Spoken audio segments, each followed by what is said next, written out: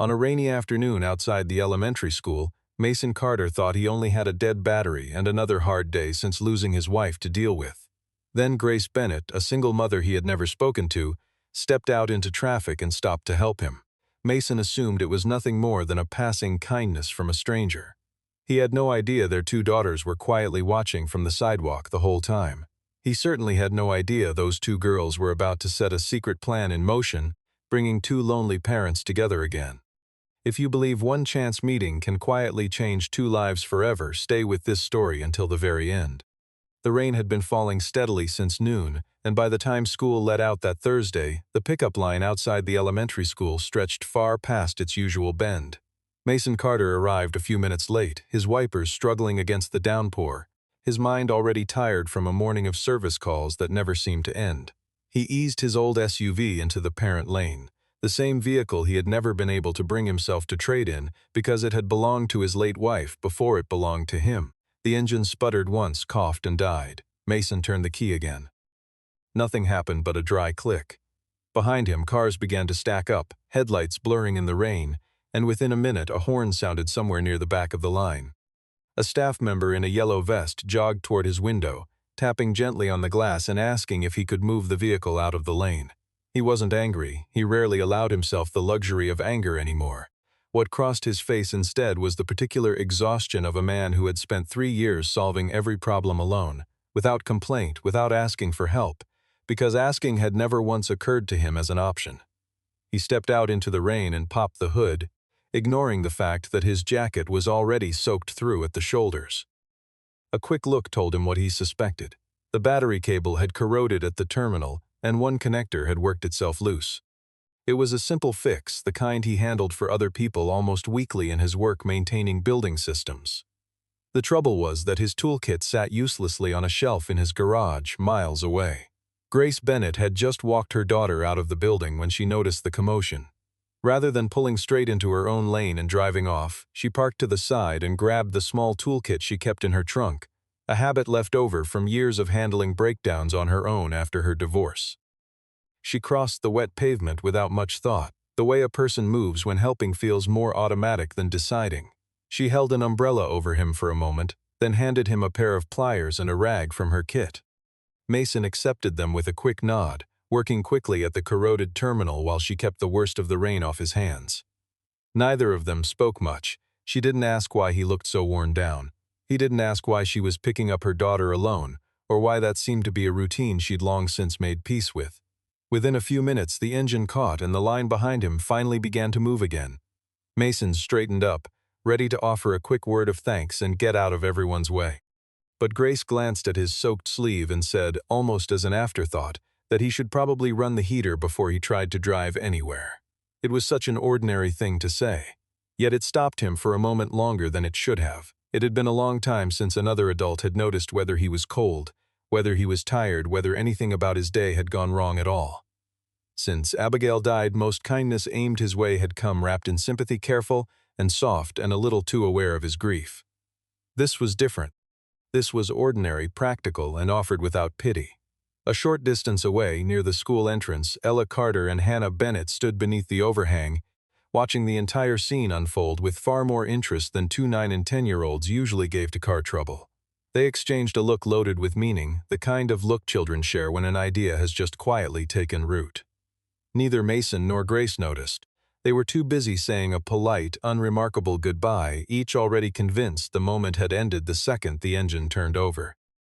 A few days later, Mason ran into Grace again, this time at a small coffee shop a few blocks from the school. He had stopped in to kill time before Ella finished an after-school activity, expecting nothing more than a quiet cup of coffee and a few minutes to himself. Grace was already there, seated near the window, waiting for Hannah to finish the very same kind of activity. Both of them assumed the meeting was pure coincidence. In truth, their daughters had spent the better part of a week engineering it, signing both girls up for the same academic club and quietly telling their parents the sessions ran a little later than they actually did. That detail, however, mattered far less than what happened once the two adults were sitting across from each other. After a few minutes of polite small talk, the conversation began to open up on its own. Grace learned that Mason worked as a maintenance engineer for a group of commercial buildings downtown, frequently called out for emergencies at odd hours, the kind of job where something was always breaking somewhere. Mason learned that Grace managed operations for a medical supply distribution company, spending her days untangling problems for dozens of people who depended on her to keep things running. They realized quickly that they shared something specific. Both of them were remarkably skilled at solving other people's problems, and remarkably bad at asking anyone to help with their own. Grace laughed and called it an occupational hazard of parents who did everything themselves. Mason laughed too, a real laugh, the kind that came from somewhere further down than his usual polite responses. It was the first genuine laugh he could remember having in longer than he wanted to admit. At one point, Grace noticed the faint pale mark still visible on his ring finger, the kind of impression a wedding band leaves behind even after it's been removed. She didn't ask about it. She simply let the observation pass without a word, and something about that restraint put Mason more at ease than any question could have. He had grown used to people either avoiding the subject entirely or leaning into it with too much careful sympathy. Grace did neither. She just let him be a person having coffee, not a widower being handled with care. Before she left to collect Hannah, Grace offered a small, dry remark about hoping their next meeting wouldn't involve a dead car battery. Mason told her he hoped she wouldn't have to rescue him again. She smiled and said that wasn't a guarantee she could make. It was such a small exchange, but it carried the shape of something neither of them had expected to feel again. The light, easy pull of wanting to talk to someone a little longer than necessary. Walking back to her car, Grace found herself replaying small pieces of the conversation, the way he had listened without checking his phone, the way his laugh had loosened something in his shoulders. She hadn't expected to notice details like that about anyone again, not after everything her marriage had taught her about disappointment. Yet here she was, thinking about a man's laugh on an ordinary Tuesday afternoon, and the thought didn't scare her the way she assumed it would. That evening at home, Mason received a message about an upcoming school fundraiser. Ella insisted with unusual firmness for a 9-year-old that he absolutely had to attend. Across town, in a different kitchen, Grace received an almost identical push from Hannah about the very same event. Neither parent had any idea this was simply the next quiet step in a plan being run entirely by two elementary school girls who had decided in their own straightforward way that their parents needed a reason to spend more time in the same room. For now, all Mason and Grace understood was that they were looking forward to seeing a familiar face at an event neither of them had planned to enjoy. That anticipation, small and unspoken, was new for both of them, and neither one examined it too closely. It simply sat there, warm and a little unfamiliar, the way things do when a person has spent a long time not expecting to feel that way again. The fundraiser took place in the school gymnasium on a Friday evening, tables lined with silent auction items and a small stage set up for announcements. Within minutes of arriving, both girls vanished into a cluster of friends, leaving Mason and Grace to end up seated at the same table for most of the night, a placement neither of them questioned at the time. Partway through the evening, the electrical system powering the silent auction display overloaded, and the lights along one wall flickered before going dark entirely. A ripple of concern moved through the room. Rather than standing back, Mason walked over to the utility panel tucked behind a curtain near the stage and quietly helped the school's maintenance staff isolate the faulty circuit.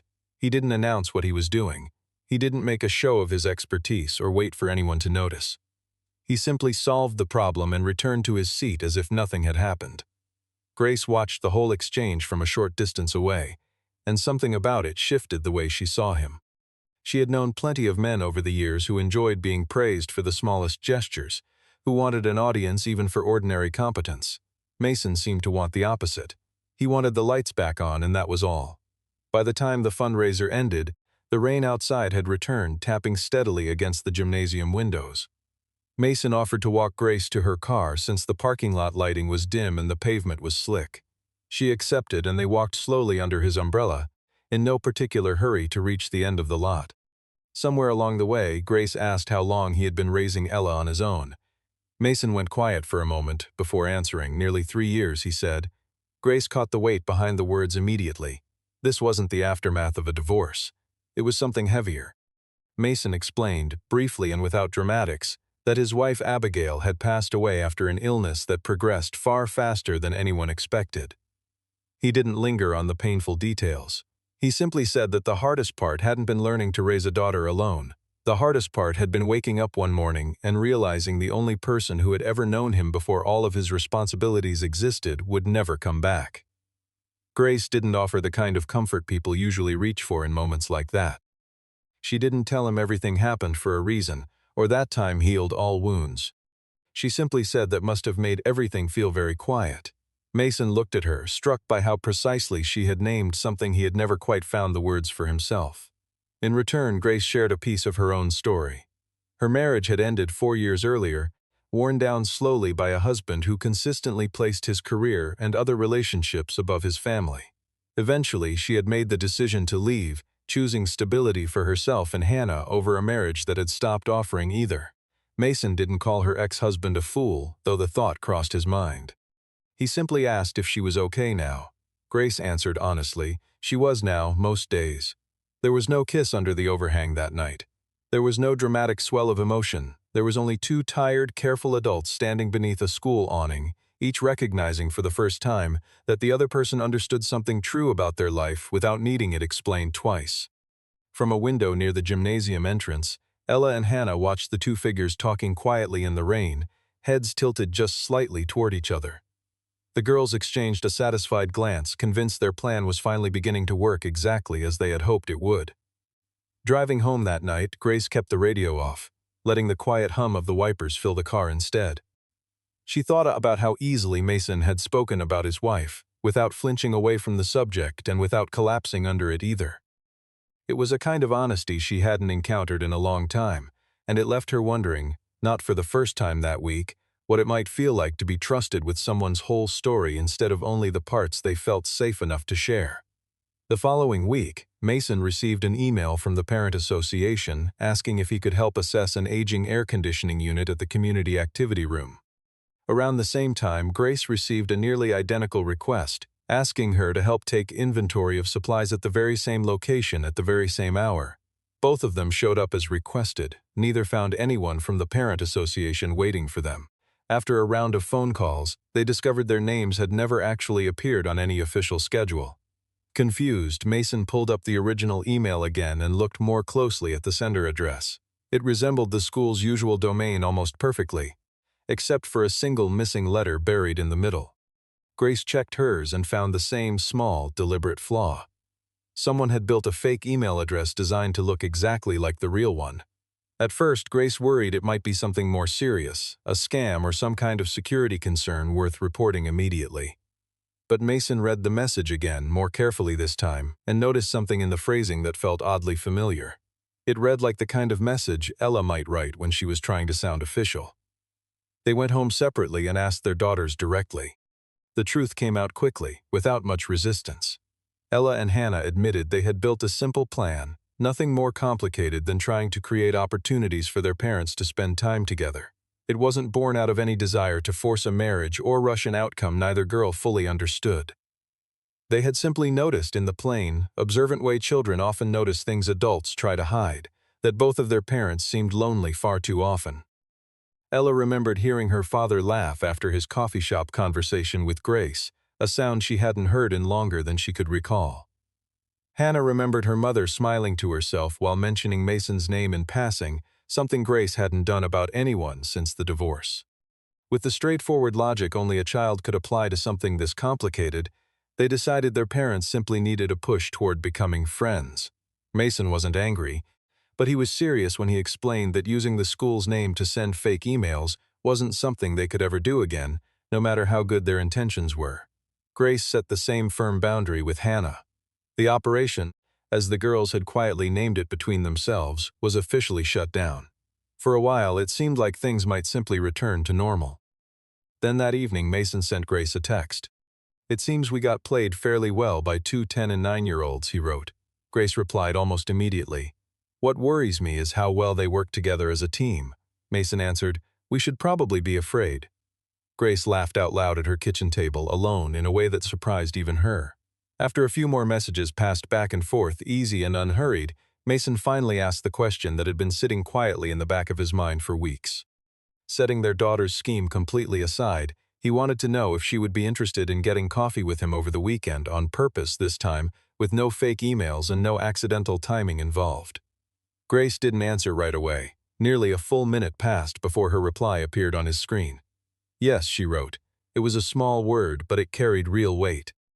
For the first time since the rainy afternoon at pickup, the two of them were choosing to see each other, not because of car trouble, not because of a fundraiser, and certainly not because two determined little girls had engineered the circumstances.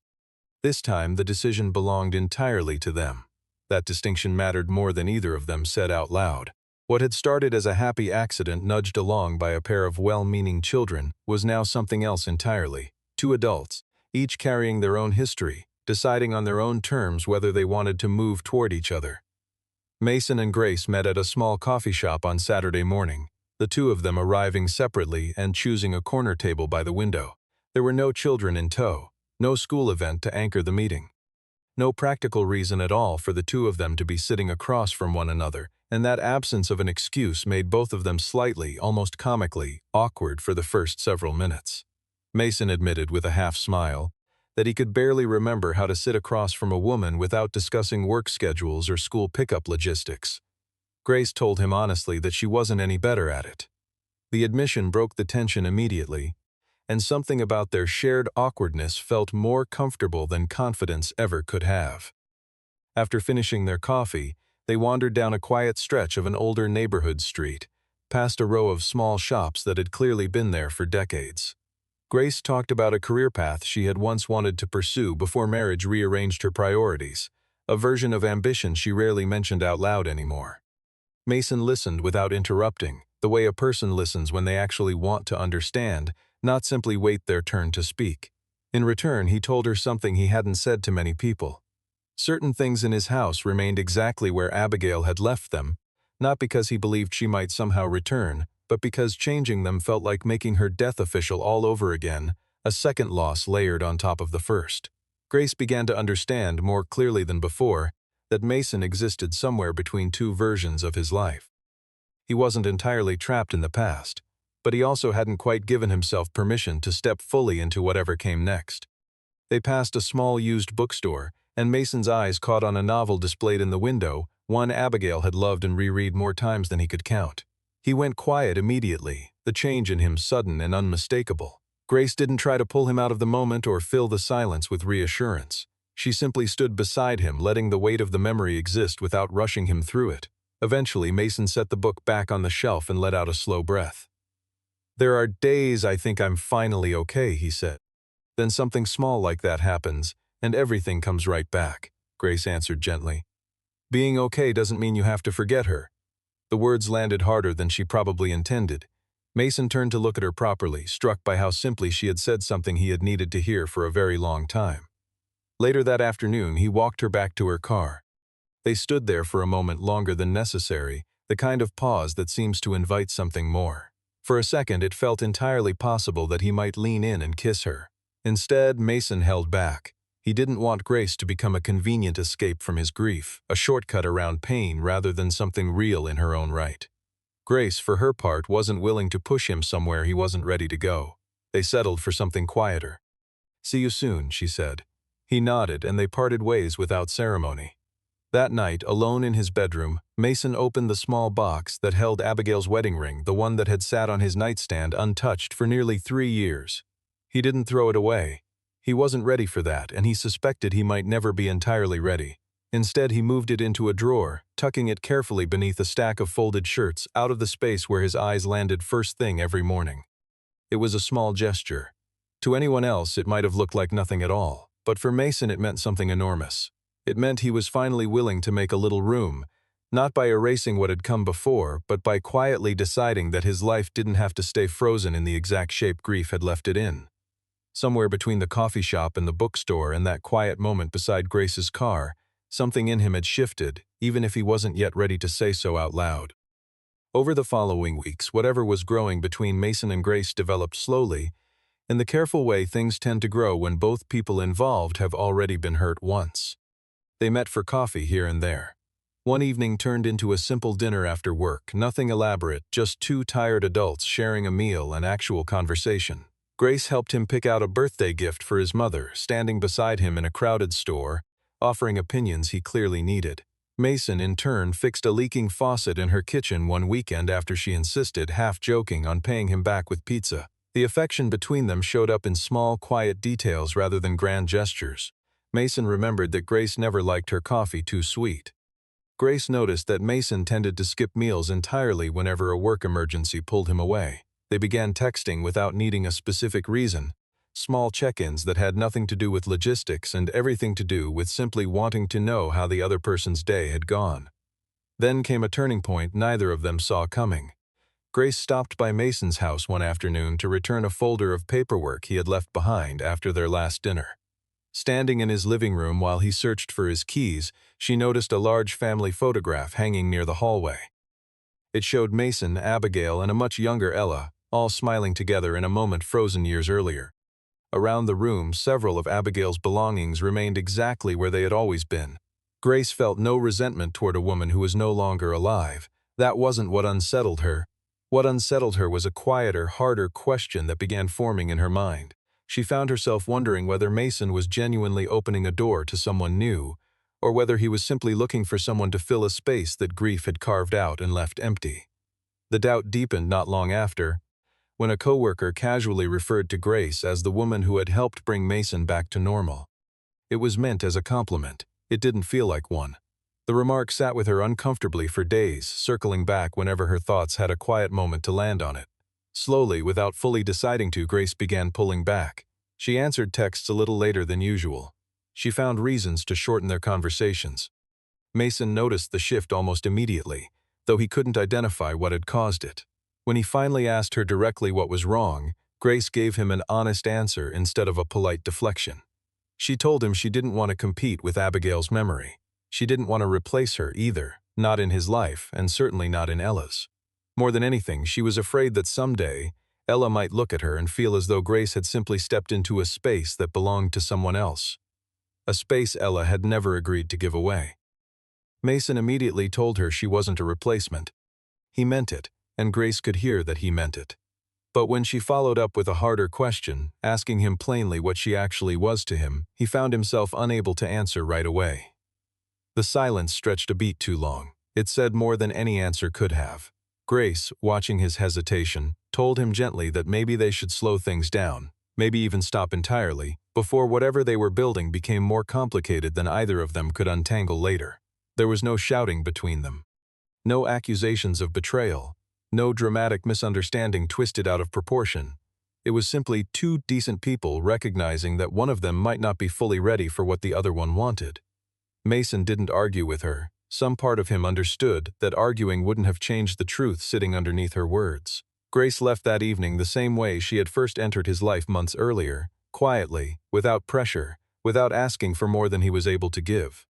For the first time since they had started seeing each other, the space between them felt heavier than either of them wanted to admit. It was the lowest point in whatever this had become, and neither one knew, in that moment, whether it would find its way back to something whole. Mason slipped back into his old routine.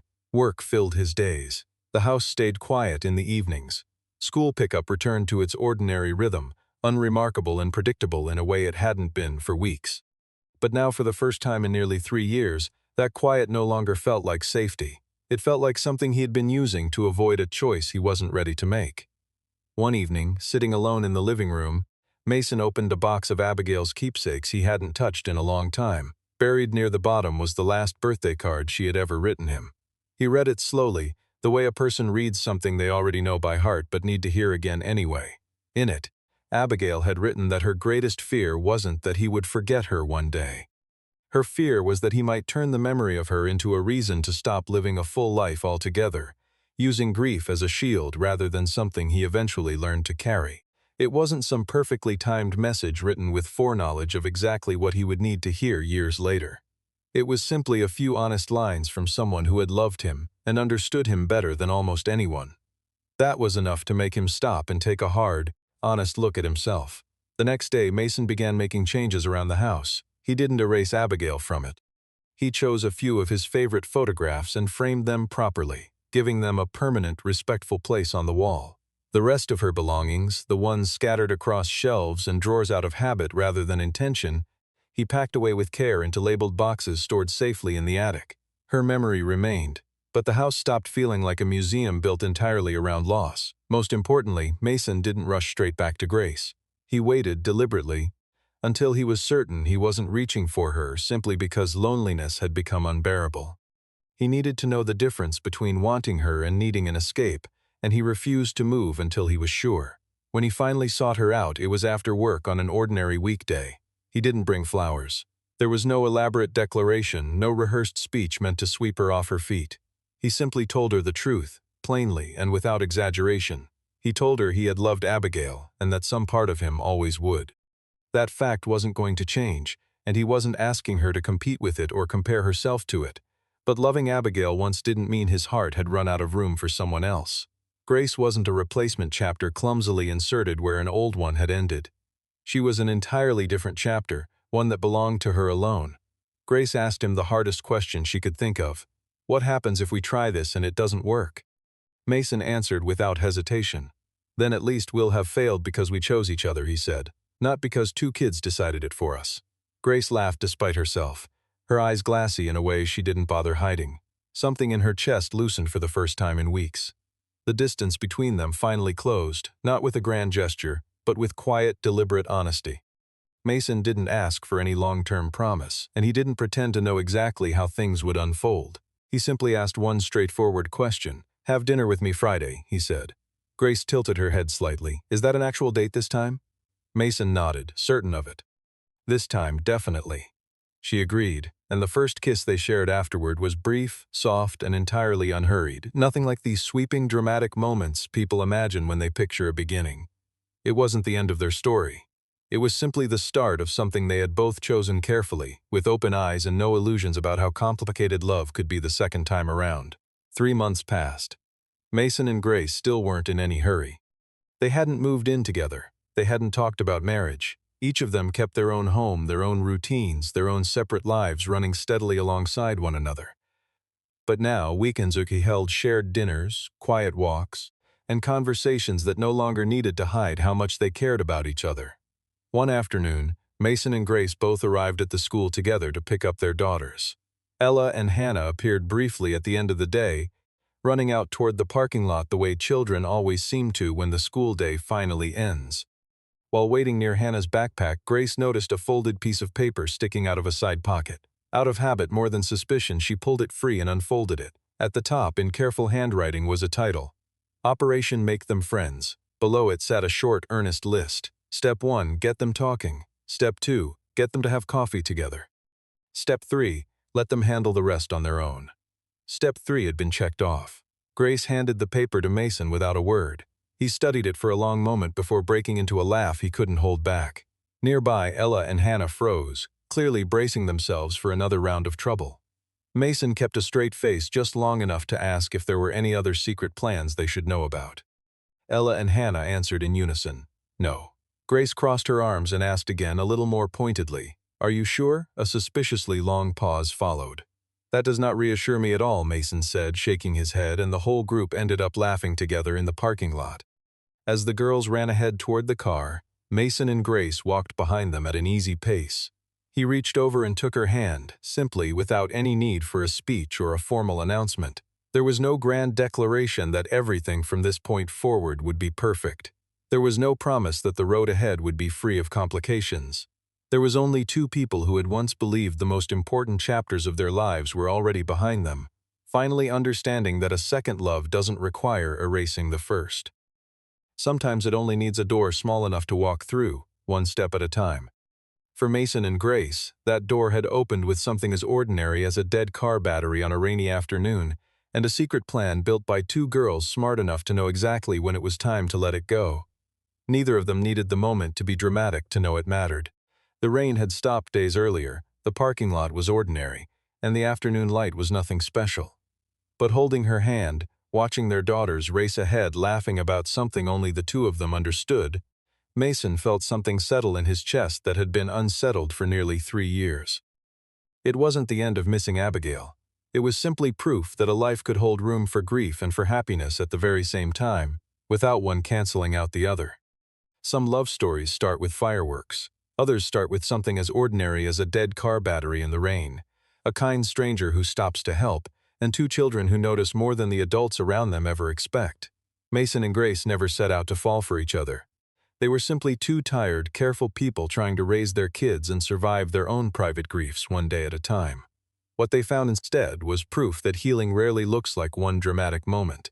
More often, it looks like small choices repeated quietly, until a person realizes their heart has room again. If this story reminded you that second chances can begin in unexpected, unremarkable places, carry that thought with you the next time life hands you a quiet moment worth noticing.